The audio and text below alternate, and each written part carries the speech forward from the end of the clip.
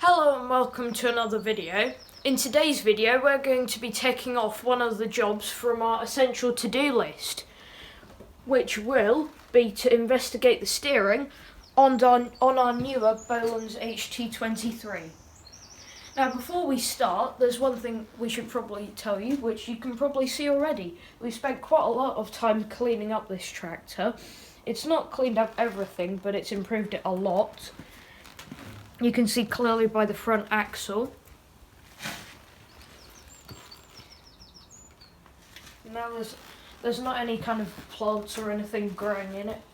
The rear fender is quite good, but I'd say the best bit is under the bonnet. Look at that white paint.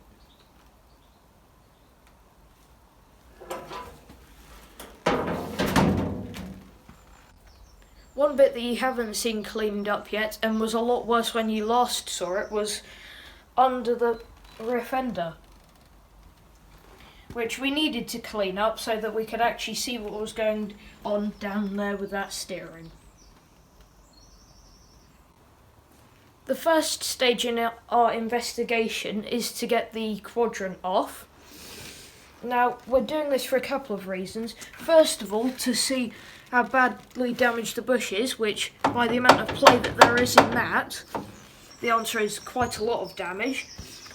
And also to see the extent of which some of the teeth are broken that we noticed in a previous video. Now, to get this off, you have to undo a couple of bolts. First of which is on here, going into the rod end. Not too difficult. The other one is the swivel bolt, which is under there somewhere, which is very difficult to get on camera. But we will try and get you a shot of it now.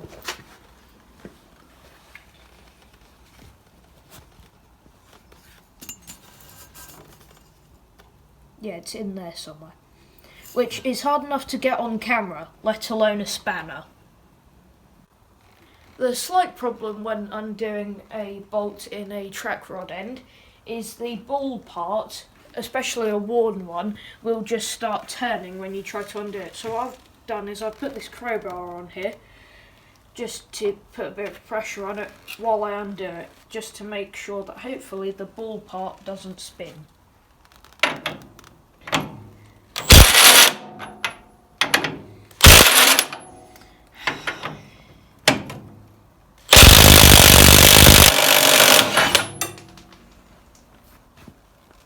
With the track rod end off now, you can actually see the amount of play is even more than before.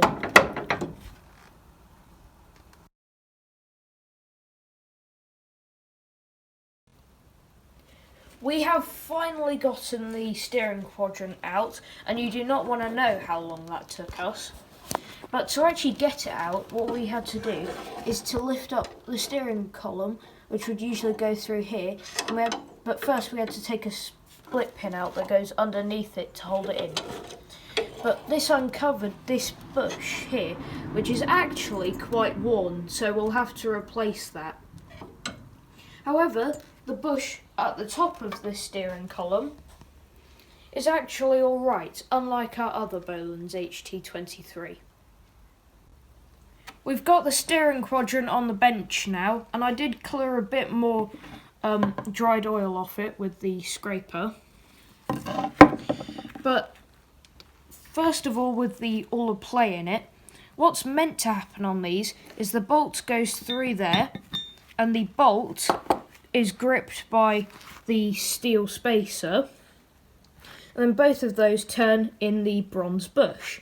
But what's actually been happening is the steel spacer has not been turning, and then the bolt's just been turning in there, which as a result has worn down the bolt horribly and the steel spacer.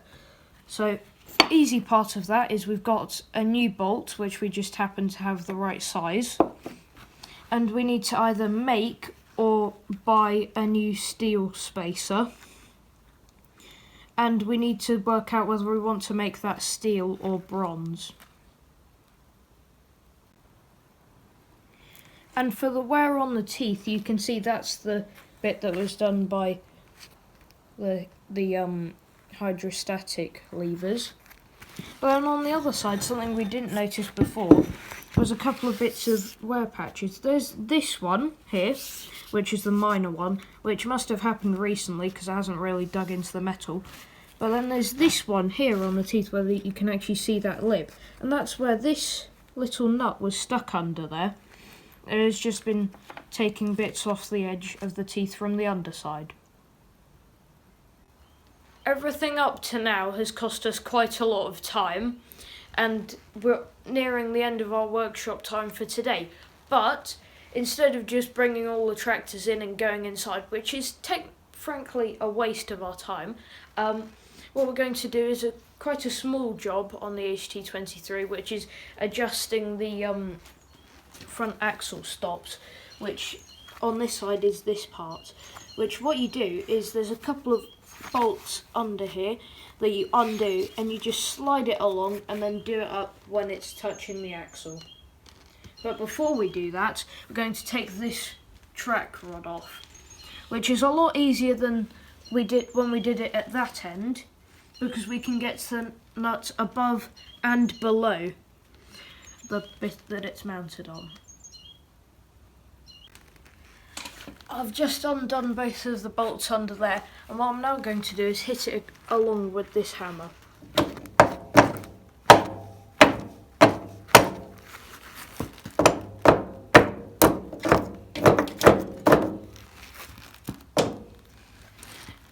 There we go, the gap has closed. We've repeated the job on the other side, and now if you watch this part, I would say watch the gap, but there isn't any. That is completely stationary, there's no movement in that, so good job us.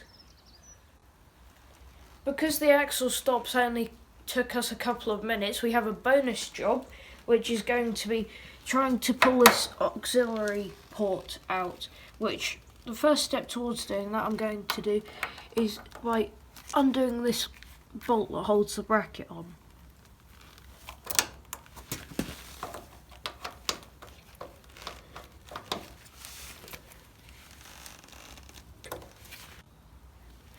I just undid that and it sprung forwards, so all I need to do now, hopefully, is just do it back up again. That's another job done now. And with those 3 jobs done today, we need to update the whiteboard. So, in our to-do column, we've done the adjusting of the axle stops, so give that a tick.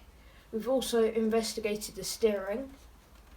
And in our non-essential column, we've pulled out the front auxiliary port. But we also need to add a few things to the to buy column, which are the bush to go in the bottom of the steering column, then the bush to go in the steering quadrant, and then the spacer to go in the steering quadrant. But that's it for this video. I hope you've enjoyed, and I'll see you in the next one. Bye. Please subscribe to my channel, like this video and see our other videos. More to follow as we do more on this tractor. Bye!